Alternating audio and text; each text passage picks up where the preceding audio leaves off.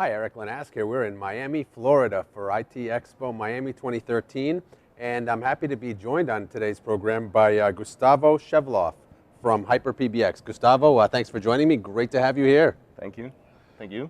So we're getting started for another exciting ITEXPO week, which includes a lot of exciting vendors. You're one of the new folks here at ITEXPO. This is the first time we've had a chance to talk. Yeah. So maybe start off. Tell us a little bit about who's HiperPBX. What do you do? Okay. HiperPBX is a company that develops IPPBX for small and medium business and some large companies. We are focused not only on the development of the appliances and the device, we are also focused on the ecosystem provided by HiperPBX. We have different kinds of homologations with other vendors that let us assure a quality on the installations and the implementation of our channel partners. We have our own development team that develops modules for custom markets. For example, for contact centers, we have special modules, software modules. We also have modules for industrial technologies, for the industries where they need, for example, integrate machines to the PBX system. Mm-hmm. We also have for hotels some alliances with some billing software companies. We are trying to select different markets that other vendors are not so focused on that, and they are in a way of a massive sales of product where we think that the product we sell is in a project way. Okay. So your PBX it's an Asterisk-based open source product. What kind of an advantage, especially in the Latin American markets, does working on an open source platform give you over other proprietary vendors? Yes, the main difference in Latin America is the price. As we are not based on a license scheme, the open source let us to enter very fast in the market because our customers, our channel partners can distribute cheaper solutions, cheaper phones, but with the homologation of our engineering. We assure that the open SIP telephones that we use in our solutions are first homologated from our engineering team. And the other thing is that the customers, we let the customers use the open platform, and they can use their own modifications. But with our call center that is centralized in Argentina, they can check all these modifications of the customers, and they have the control, so we can offer professional services and maintenance fee services to assure that the companies could have a good support.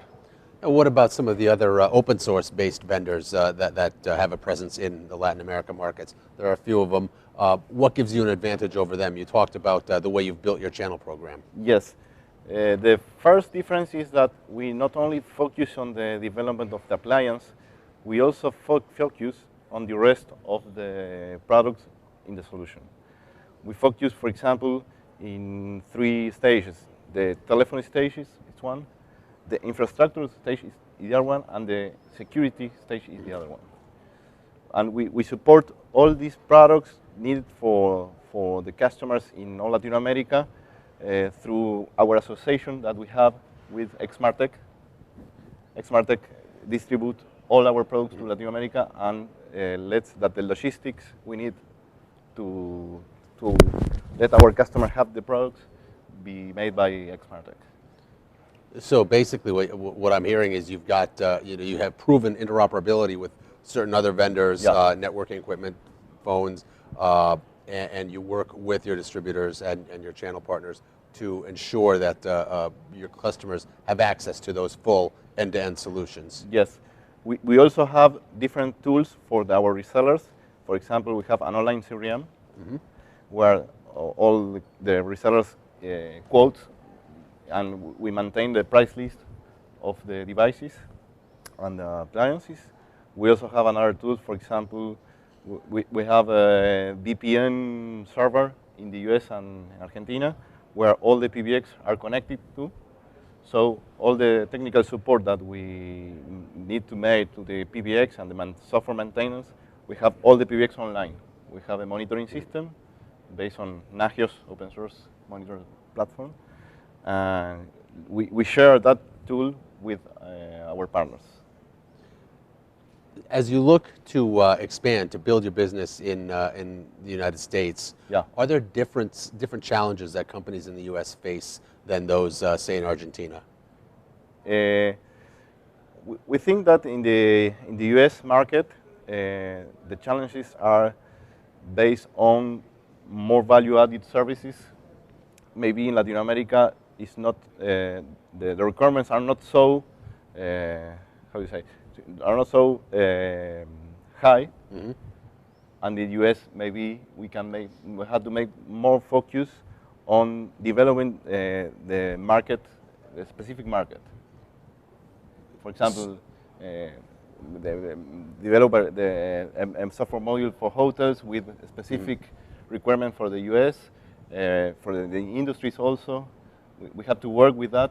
So I think we can be more attractive for the U.S. market. So a little bit less of a focus on price, a little bit more on the value. Yeah. Excellent. Other than the U.S., where else are you looking to expand? We first want to have the whole Latin America, including Brazil also. We are taking operation in Brazil on this year because we think that we have a very good opportunity for the global implementations of voice over IP. We know that the multinational companies have problems integrating a whole global voice over IP solution or video solution because the other brands, the high range vendors, they have spread a lot of resellers around Latin America, but they are not integrated. And the management of a project in Latin America, when you have more countries, must be by one hand, because it will fail. So we have control all the resellers, and we have control about how they install, and we certify all the resellers. So we think that we have an advantage there, because we can offer to multinational companies the global management of the whole project. At the end of the day, wherever you are, it comes down to quality of product and quality of service. Yes. We're a company that is dedicated on the professional service and professional installation, and not on the massive installation of PBX. Excellent. Well, Gustavo, thank you for joining me. Have a great show. Okay. Thank you. Thank you.